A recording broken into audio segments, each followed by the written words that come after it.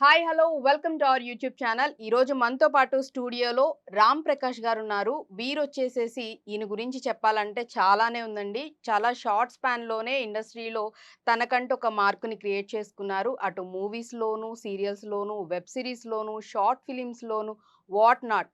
Dubbing ఆర్టిస్ట్‌గా గూడా అసలు ఎన్నో అంటే డిఫరెంట్ రోల్స్ అయితే ఆయన చేస్తూ ఉన్నారు. మరసలు ఆయన ఇండస్ట్రీలోకి ఎలా వచ్చారు? ఆ జర్నీ ఎలా ఉంది ఏంటనేది వారి మాటల్లోనే విందాం. హలో అండి. ఎలా ఉన్నారు? Fine madam. సూపర్ బాగున్నాను. సో, యాక్చువల్లీ మీరు చెప్పినప్పుడు ఎవరికైనా చాలా ఇయర్స్ ఇండస్ట్రీలోకి రావడం అనేది అంటే ప్రతి ఒక్కళ్ళకి ఇష్టమైతే ఉంటుంది. బట్ వచ్చినప్పుడు ఆ పాత్ అంత ఈజీగా ఉండదు. అవును. ఎంతో స్ట్రగుల్ చేయాలి. ఎన్నో ఇయర్స్ టైం పెడితే ఎప్పుడో లక్కీగా ఛాన్స్ అనేది వస్తుంది. యెస్. బట్ టచ్ వుడ్ మీకు షార్ట్ స్పాన్‌లోనే మీరు రావడం, వచ్చి చాలా మూవీస్‌లో, సీరియల్స్‌లో, వెబ్ సీరీస్‌లో చేయడం అంటే చిన్న విషయం కాదు. అసలు ఈ జర్నీ స్టార్ట్ అవ్వడానికి పునాది ఎక్కడ పడింది ఫస్ట్? యాక్చువల్లీ నేను మంచిర్యాల మేడం మాది. ఓహ్! మీ ప్రాపర్ మా మంచిర్యాల. ప్రాపర్ యాక్చువల్లీ మంచిర్యాల మాది. ఓకే. నేను పుట్టి పెరిగిందక్కడే. హుహు. సో, మేము ముగ్గురు బ్రదర్స్, నలుగురు సిస్టర్స్. ఓకే. పెద్ద మాది ఫ్యామిలీ. పెద్ద ఫ్యామిలీ అన్నమాట. హ్మ్. సో, మాది ఫర్నిచర్ వర్క్ షాప్ ఉండేదన్నమాట.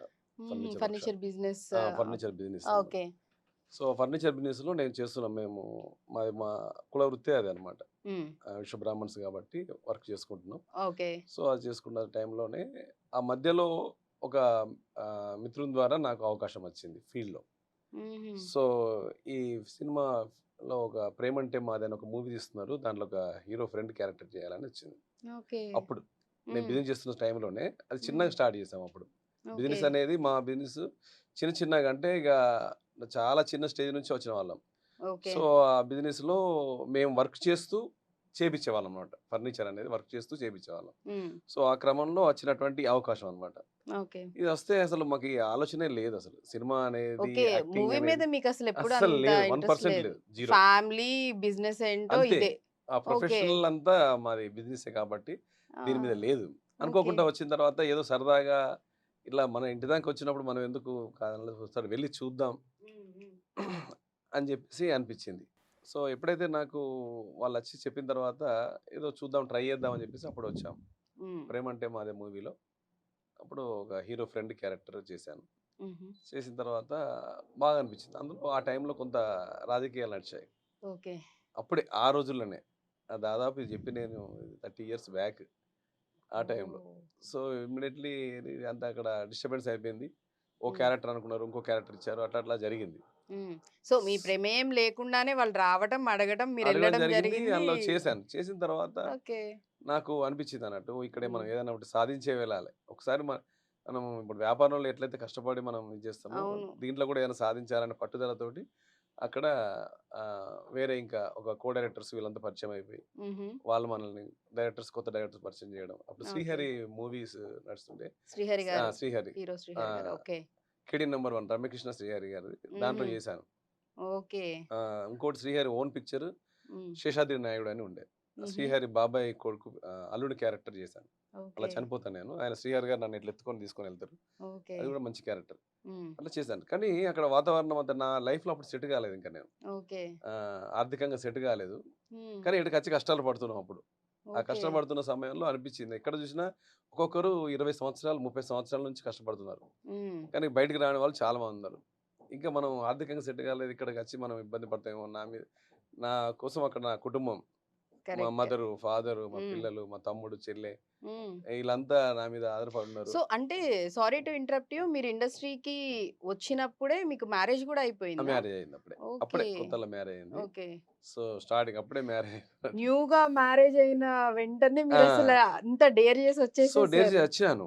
ఆ! ఏదన్నా చెప్పలేం సక్సెస్ అయితదేమో అని. ఓకే. కానీ వాతావరణం అక్కడ నాకెందుకో కరెక్ట్‌గా అనిపియలేదు. ఈ సమయంలో రావాల్సింది కాదు. హ్మ్.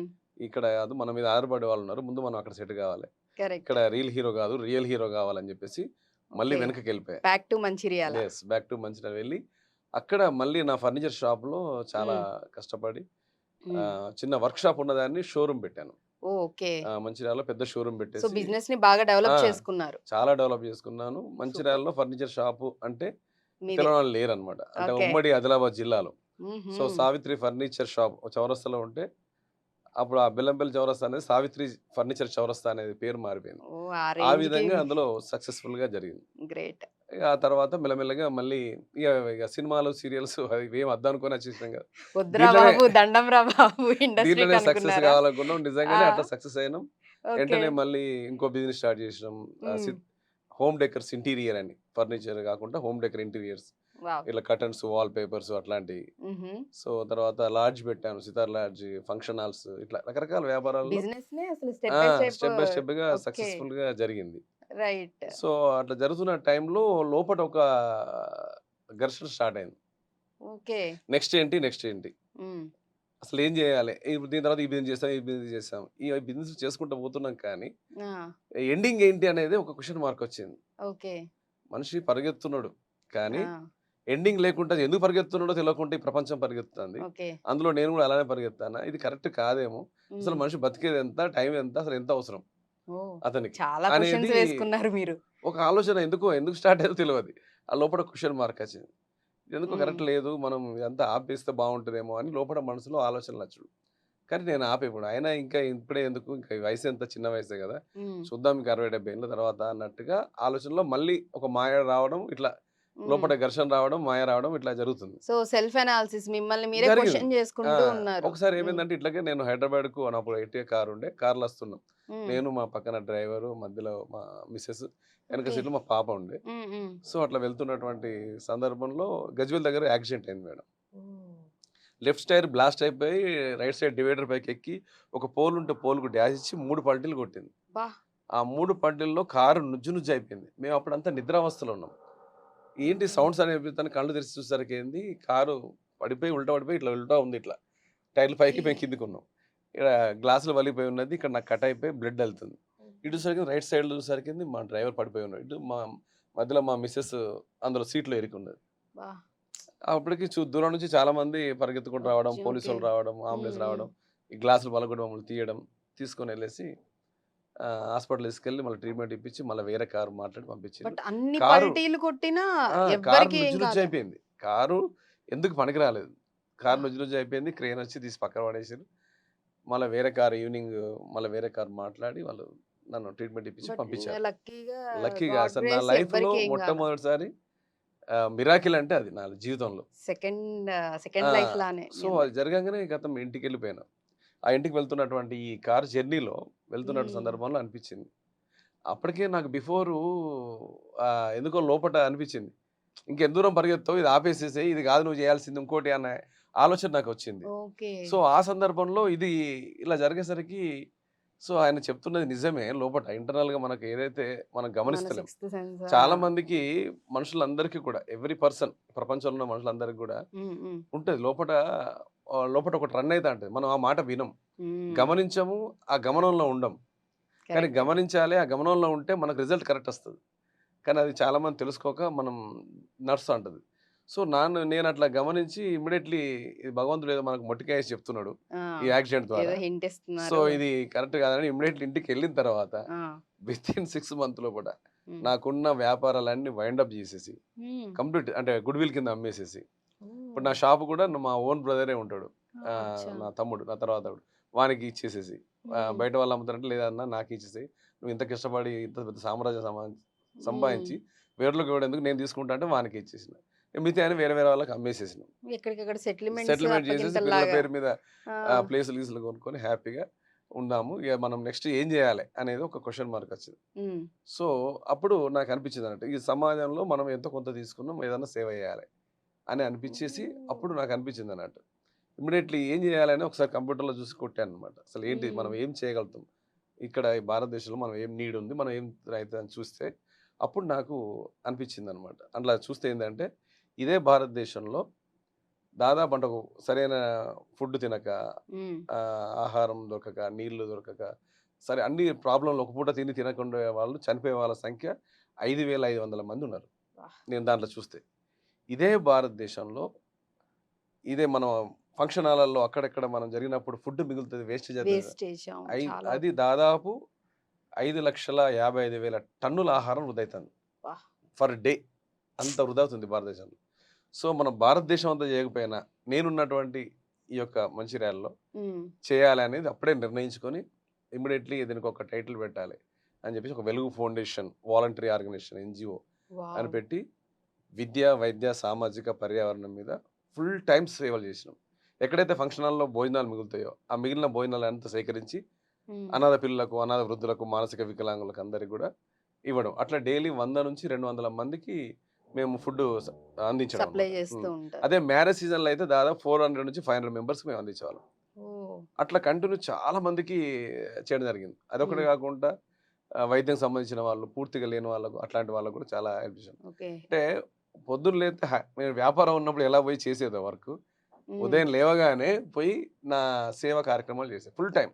అది హ్మ్. కూడా ఎవరిని రూపాయి అడగకుండా ఫుల్ టైమ్ అంటే గ్రేట్. మన జేబు నుంచి నెలకు 40,000-50,000 ఖర్చు పెట్టి, దానికో ఆఫీస్ ఓపెన్ చేసి, అక్కడ కూర్చొని, అక్కడి నుంచి ఒక మనుషుల్ని పెట్టి, ఒక మారుతి వ్యాన్ ఓమ్ని వ్యాన్ తీసుకొని హ్మ్. ఫుడ్ కోసం ఓకే. అన్నదాత సుఖీభవ అని కలెక్టరే ఓపెన్ చేశారు. అక్కడ మాకున్న లోకల్ భారతి హోలీ కేర్ ఉండే. హుహుహు. వాళ్ళు సూపర్. కలెక్టర్ గారు. తనే వచ్చి మా సేవలను గుర్తించి ఓపెన్ చేసి, మేము కలిసి ఈ కుట్టు శిక్షణ కేంద్రాలు పెట్టాం. హుహు. గవర్నమెంట్ మేము మాతోని టై అప్ ఓహ్! చేసుకొని గవర్నమెంట్‌తో టై అప్ అయ్యి టై అప్ అయ్యి మాతోని చాలా రైట్. సేవలు చేపించుకున్నారు. వాళ్ళు హ్మ్. డబ్బులు పెట్టరు కానీ, ప్రోగ్రామ్ ఎక్కడైతే నీడ్ ఉందో ఈ విధంగా చేస్తే బావుంటుందన్నప్పుడు మా ఫౌండేషన్ వాళ్ళని తీసుకొని అక్కడ కుట్టు శిక్షణ కేంద్రాలు, కుట్లు, అల్లికలు హ్మ్. మహిళలందరినీ గూడా ఎక్కడైతే స్లమ్ ఏరియాలో ఉంటారో వాళ్ళ కాళ్ళ మీద వాళ్ళు నిలబడేటట్టుగా అట్లాంటి కార్యక్రమాలన్నీ చేశామన్నమాట. ఎంతోమందికి కుట్టు శిక్షణ నేర్పించడం, మగ్గం వర్క్ నేర్పియడం, మిషన్‌లివ్వడం ఇట్లాంటి ఓహ్! కార్యక్రమాలు చేశాం. సేవ చేయాలి అవును. గాని, ఎవరికైనా జెన్యూన్‌గా పెట్టాలనే హార్ట్ చాలా కొంతమందికే ఉంది. బట్ అలాంటిది మీరు అంత చిన్న ఏజ్‌లోనే మొత్తం ఆహ్, సె ఫ్యామిలీకి అన్నీ సెట్ చేసేసి, పెట్టేసేసి, నేనింకా మీరు చెప్తుంటే ఎన్‌జీఓ బదులు ఓకే. ఇప్పుడు నెక్స్ట్ మనం మూవీస్‌లోకెళ్ళాలి. ఇంక అక్కడ మనం ప్రూవ్ లేదు చేసుకోవాలని లేదు. చెప్తారేమో అనుకుంటే, సార్ కంప్లీట్‌గా డిఫరెంట్‌గా ఓకే. డన్. నేను చేసేసాను. ఇప్పుడు నేను ఎన్‌జీఓ స్టార్ట్ చేస్తున్నానని జెప్పారు. But really hats off sir. So, అంత మంచి థాట్ రావడం అంటే మనిషి ఎప్పుడు ఉంటారో, ఎప్పుడు పోతారో తెలవదు. కరెక్ట్. అది గ్యారంటీ లేదు. హ్మ్. అసలు గ్యారంటీ లేదానికి ఎప్పుడో చేస్తాం అనుకుంటే, మనకొక యాక్సిడెంట్ ద్వారా మనకొక మొట్టికాయ అంటే ఏసి మీకు చూపిచ్చాడు. మీకు ఎన్‌జీఓ పెట్టాలనే థాట్ మీకు యాక్సిడెంట్ అయినప్పుడు వచ్చింది. యాక్సిడెంట్‌కి ముందు ఏదన్నా చేయాలి. ఇది కాదని లోపల ఘర్షణ జరుగుతుంది. కరెక్ట్. వ్యాపారాలు ఆపేసి నీకేం కావాలో అది ఇచ్చానురా నీకు. హ్మ్. నువ్వు ఇయన్నీ ఆపేసేసి నువ్వు చేయాల్సింది వేరే ఉన్నదని లోపల నడుస్తుంది గానీ, మనం దాన్నంతా గమనించలేదు దాన్ని. ఓకే. హ్మ్. హ్మ్. అంతకుముందు నువ్వు ఇదయిపోయిందా నెక్స్ట్ ఈ షాప్ పెట్టు. ఇదయిపోయిందా ఇంకోటి ఈ షోరూమ్ పెట్టు. హ్మ్. అనేది పెడితే చేసుకుంటూ పోయినాం కానీ, హ్మ్. ఇవన్నీ తీసేయరా అంటే మనం తీసేయట్లేదు. ఆ! సో, ఇది మనం గమనించాలి. ఎప్పుడైతే యాక్సిడెంట్ అయ్యి ఒక మొట్టికాయ ఏసిండో, ఆ! అప్పుడు రియలైజ్ అయినాం. ఓహ్! రైట్. మనం ఇది లేట్ చేయొద్దు. ఆ! సెకండ్‌లో నువ్వు 100 సంవత్సరాలు నా దగ్గర రాసుకొని రాలేదురా. ఓకే. నెక్స్ట్ సెకండ్ నీది కాదు. డూ ఇట్ నౌ అని అన్నట్టుగా అనిపించిందన్నట్టు. Immediately wow! పోయి నేను 6 మంత్‌లో నేను అన్నీ తీసేసి హ్మ్. చేశాను. అప్పుడు మా ఇంట్లో గూడా ఎవరు ఒప్పుకోలేదు. మా మిసెస్ ఆ! ఒప్పుకోలేదు. లిటరల్లీ ఏంటిది తీసేస్తే మేము ఒక 2 సంవత్సరాలు మాట్లాడుకోలేదు. మా మిసెస్ అయ్యయ్యో! కానీ వాళ్ళ తర్వాత వాళ్ళు రియలైజ్ అయ్యి, రియలైజ్ అయ్యారు. సమాజం నుంచి వచ్చే రెస్పాన్స్‌కు ఇదిగా అన్నీ అయ్యేసరికి హ్మ్. తను గూడా రియలైజ్ అయ్యి ఇది ఓకే. చేసిందన్నట్టు. యాక్సెప్ట్ సపోర్ట్ చేసిండ్రు. చేయడం సపోర్ట్ చేసిండ్రు. తను గూడా ఇన్వాల్వ్‌మెంట్ అయ్యి హ్మ్. ఇద్దరం కలిసి గూడా చాలా సేవలు చేసినాం. ఓకే. అట్లా. నిరక్షరాస్యులు ఎవరైతే స్లమ్ ఏరియా ఉన్నారో వాళ్ళందరికి గూడా అక్షరాస్యత పెంచేందుకు హ్మ్. వాళ్ళకి గూడా మేము చదువు నేర్పించేటువంటి కార్యక్రమాలు చాలా చేశాం. ఓకే. ఇట్లా లెక్కలేనన్ని ఇగ. ఇది ఇగ మన జీవితం దీనికి ఇది అంకితం. అదని కాదు. ఎన్ని రకాలుగా అంటే హెల్ప్ చేయొచ్చో అన్ని రకాలుగా సేవ మీరు చేస్తున్నాం అనే భావన మన మనసుకు రాకుంటే చేయడం అన్నమాట. చేయడం అంటే చేసినానని చెప్పుకోవడం కాదు. ఇప్పుడు ఈ సందర్భం కాబట్టి చెప్పాల్సొస్తుంది గానీ, కరెక్ట్. అయితే ఈ సేవ చేస్తున్నాను అని మనం ఎప్పుడైతే అనుకుంటామో, నేను చేస్తున్నాను అనుకుంటే ఖతమే. మనం చేసినంత వేస్ట్. రైట్. భగవంతుడు మనకు ఒక ఇన్‌స్ట్రుమెంట్ లాగా నన్ను వాడుకుంటున్నాడు. నేను చేస్తలేను. వావ్! అతను చేపిస్తున్నాడంటే చాలా హ్యాపీగా ఉంటే దానికి కర్మలు అంటుకోవు. చాలా రిలాక్స్‌గా కరెక్ట్. మనం అవును. ఎళ్ళిపోవచ్చు. మనకి ఏది కావాలనో ఆయన ఇస్తాడు. మనకు సంబంధం లేదు. అడిగే అంతే. అవసరమే లేదు. మనం దానికోసం హ్మ్. ఎక్స్‌పెక్టేషన్ చేయొద్దు. Without okay. ఎక్స్‌పెక్టేషన్ చేసినప్పుడే ఆ సేవ ఫలితం ఉంటది. సో, అంతేగాని మీరన్నట్టుగా కుడి చేత్తో చేసిన దానం ఆ! ఎడమ చేతికి తెలియకూడదని పెద్దలంటూ ఉంటారు సో, గదా! లైక్ మీరట్లా చేసుకుంటూ అట్లా కంటిన్యూ వెళ్తున్నారు. ఒక 5, 6 ఇయర్స్ వరకు చేశాను.